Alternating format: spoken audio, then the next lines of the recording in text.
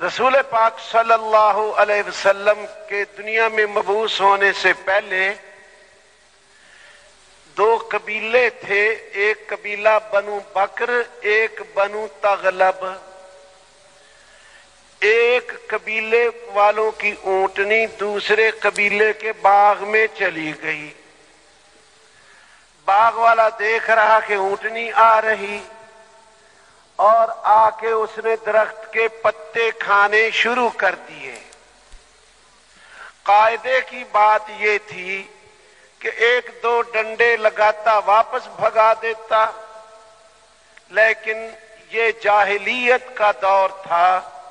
رسول اللہ صلی اللہ علیہ وسلم کے مبعوث ہونے سے 40 سال 50 سال پہلے کا دور تھا۔ چنانچہ اس باغ والے نے تلوار کھینچی، اونٹنی کے تھن کاٹ دیے، دودھ کی جگہ کاٹ ڈالی۔ اونٹنی چیختی چلاتی اپنے مالک کے گھر پہنچ گئی۔ مالک نے دیکھا تھن کٹے ہوئے، تلوار اٹھائی، خون کے نشان دیکھتا ہوا، قدموں کے نشان دیکھتا ہوا اس باغ میں پہنچا۔ جہاں تھن کٹے تھے وہاں بہت سارا خون پڑا تھا۔ پتا چلا کہ اس باغ والے کا کام ہے۔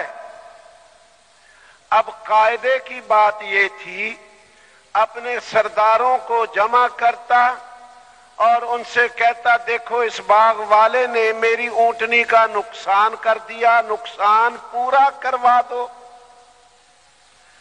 لیکن اونٹنی والے نے ایسا نہیں کیا، تلوار کھینچی اور باغ والے کی گردن کاٹ دی۔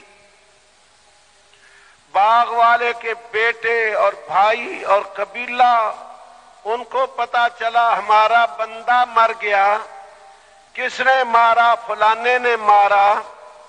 اب قاعدے کی بات یہ تھی کہ وہی اپنے سرداروں کو جمع کر کے کہتے کہ ہمیں خون کا بدلہ دلوا دو،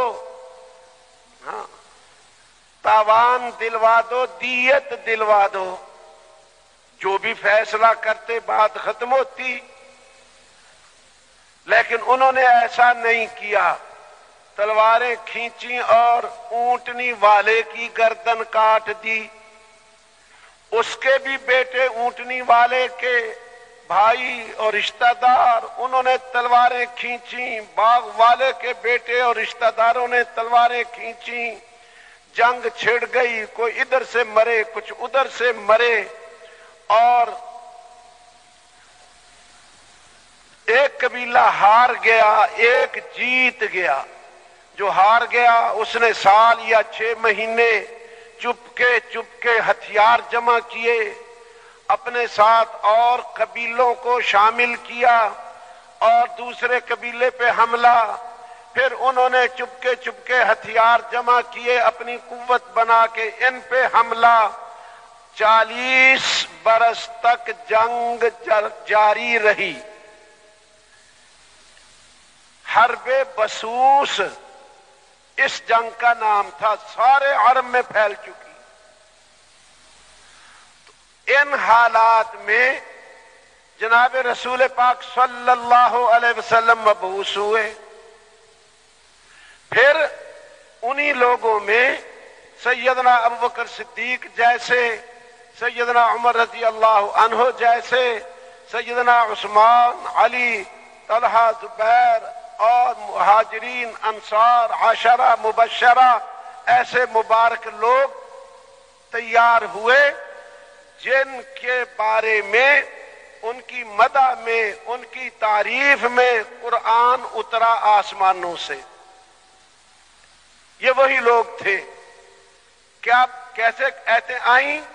فَإِنْ آمَنُوا بِمِثْلِ مَا آمَنْتُمْ بِهِ فَقَدْ اهْتَدَوْا۔ اگر لوگ ایسے ایمان لے آئیں جیسے تم ایمان لائے ہو، صحابہ کو کہہ رہے ہیں بِمِثْلِ مَا آمَنْتُمْ، جیسے میرے نبی کے صحابہ تم ایمان لائے ہو، اگر لوگ ایسے ایمان لے آئیں تو یقیناً ہدایت پا جائیں، فقد اہتدوا، یہ ان کے ایمان پہ قرآن اتر رہا۔ پھر ان کی عبادات پہ، تتجافى جنوبهم عن المضاجع يدعون ربهم خوفا وطمعا كانوا قليلا من الليل ما يهجعون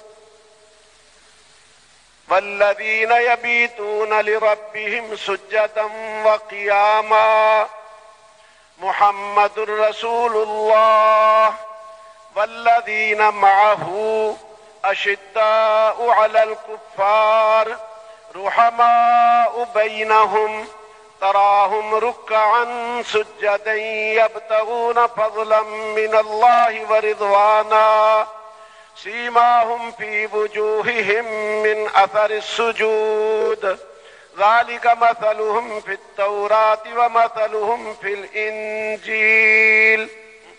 اس طرح کی بہت آیتیں ان کی عبادت پہ اتری ہیں۔ اللہ جل جلالہ تعریف کر رہا، یہ رات کو تھوڑا ہی سوتے ہیں، صبح کو استغفار کرتے ہیں، رات سجدے اور قیام میں گزارتے ہیں۔ اے مخاطب، تو ان کو کبھی رکوع کرنے والا پائے گا، دیکھے گا، کبھی سجدہ کرنے والا۔ تو یوں آیتیں ان کی عبادات پہ نازل ہوئی، انہی کے اخلاق کے بارے میں آیتیں نازل ہوئی۔ یؤثرون علی انفسہم ولو کان بہم خصاصہ، خود حاجت مند ہے، اپنی حاجت قربان کر رہا اور دوسروں کی حاجتیں پوری کر رہا۔ وَيُطْعِمُونَ الطَّعَامَ عَلَى حُبِّهِ مِسْكِينًا وَيَتِيمًا وَأَسِيرًا، کھانا کھلاتے ہیں اللہ کی رضا کے لیے یتیم، مسکین، قیدی کو۔ تو یوں ان کے اخلاق کے بارے میں قرآن اتارا جا رہا ہے۔ تو دیکھنے والی بات یہ ہے، ان حالات سے ان حالات پہ امت کیسے آئی، یہ ہے دیکھنا۔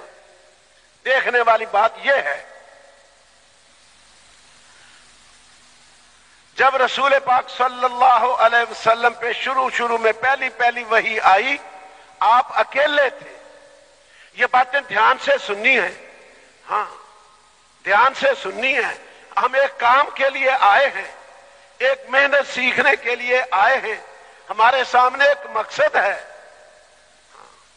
ہم ساری انسانیت میں ایک تبدیلی لانا چاہتے ہیں۔ کون سی تبدیلی؟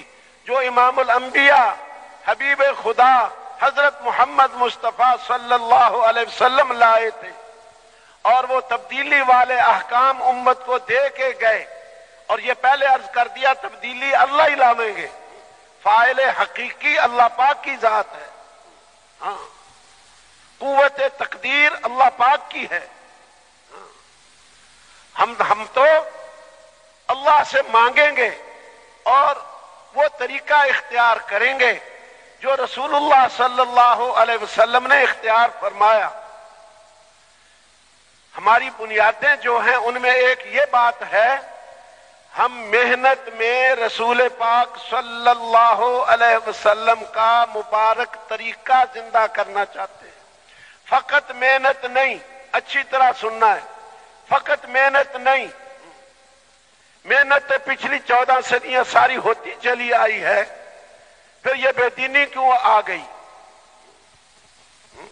پچھلی صدی 13ویں صدی، 12ویں، 11ویں، 10ویں، 9ویں، 8ویں سب محنت ہوتی آئی ہے۔